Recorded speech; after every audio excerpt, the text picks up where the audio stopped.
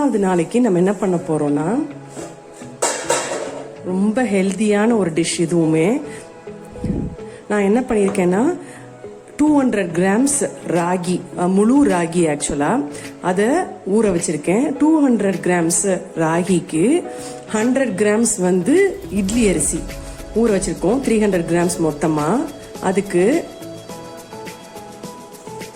நான் 100 grams உளுந்து அதுல கொஞ்சம் வெந்தயம் போட்டு ஊற வச்சிருக்கேன்.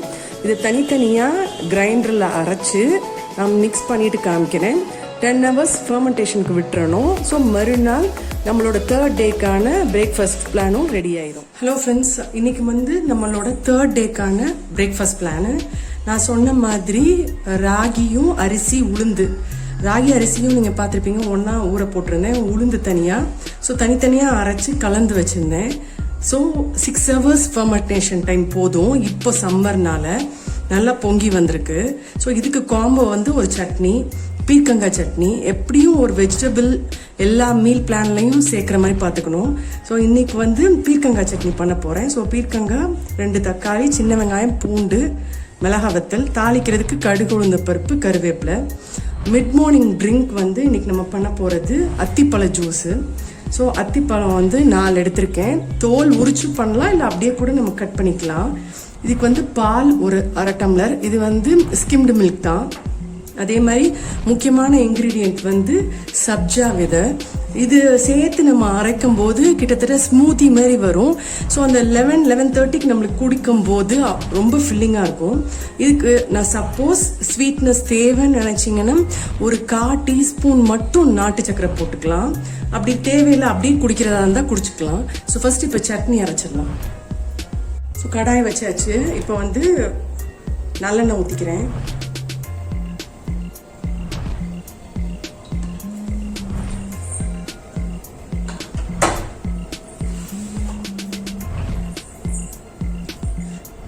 ஸோ மிளகா வத்தல்,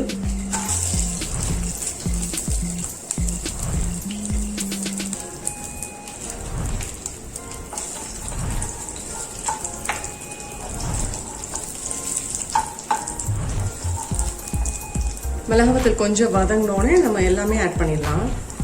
தக்காளி, சின்ன வெங்காயம், பீர்க்கங்காய் எல்லாம் ஆட் பண்ணிட்டு கொஞ்சம் சால்ட்டும் ஆட் பண்ணிடலாம். பீர்க்கங்காய் வந்து நான் லைட்டாக தோல் கொஞ்சமாக தான் எடுத்துருக்கேன், ரொம்பலாம் எடுக்கலை.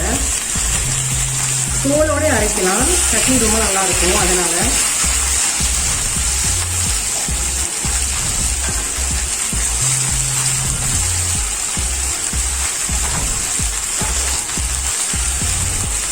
ஸோ கல்லுப்பும் ஆட் பண்ணிட்டேன். இது வதங்குறதுக்கு கண்டிப்பாக ஒரு 10 to 15 minutes ஆகும். காய் நல்லா வதங்கணும்.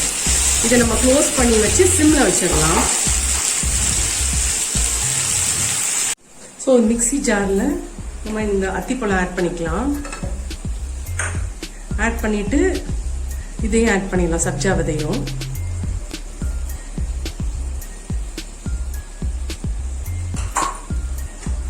அதுக்கப்புறம் நாட்டு சக்கரை. இதை ஸ்கிப் பண்ணால் ஸ்கிப் பண்ணிக்கலாம்.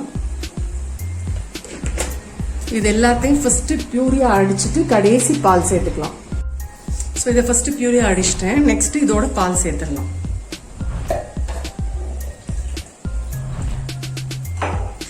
பால் வந்து சில்லுன்னு இருக்கணும். ஏன்னா அத்திப்பழத்தில் வந்து கொஞ்சம் ஒரு வித கசப்பு தன்மை இருக்கும். கொஞ்சம் சூடாக பால் ஊற்றினோன்னா தெரிஞ்சிடும். ஸோ இப்போ நம்மளோட மிட் மார்னிங் ஸ்மூத்தி ரெடி ஆயிடுச்சு. இதை க்ளோஸ் பண்ணி ஒரு 1/2 hour ஃப்ரிட்ஜில் வச்சுட்டு குடித்தா ரொம்ப நல்லாயிருக்கும். ஸோ இப்போ நம்மளோட சட்னி ரெடி. இப்போ தாளிச்சிடலாம். நல்லெண்ணெய் ஊற்றிருக்கேன் கடாயில்.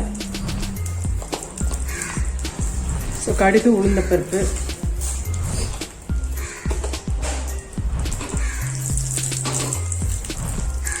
கருவேப்பிலை, பெருங்காயம்.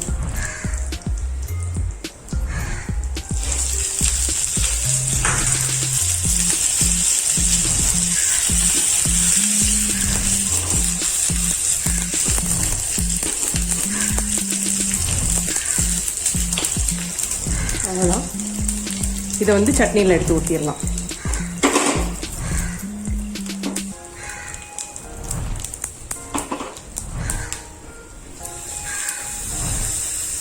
நெக்ஸ்ட்டு நம்ம தோசை ஊற்றிடலாம். ஸோ தவா நல்லா காஞ்சிருச்சு.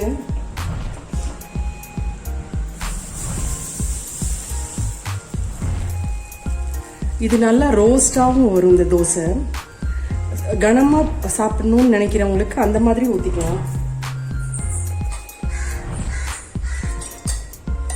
நல்லெண்ணெய் ஊற்றிக்கலாம்.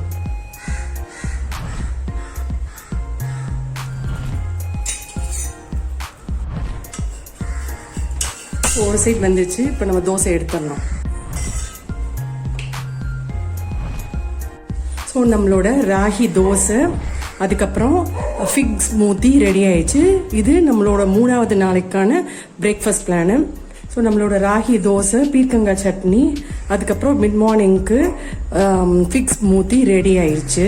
ஸோ இந்த தோசை பாருங்கள் எவ்வளோ கிறிஸ்பாக இருக்கும். ஆனால் உளுந்து வெந்தயம் போட்டிருக்கனால சாஃப்டாகவும் இருக்கும். ஸோ இதை கண்டிப்பாக நீங்கள் ட்ரை பண்ணுங்கள். 3rd டேக்கான பிரேக்ஃபாஸ்ட் பிளானும் இப்போ ரெடி ஆயிடுச்சு.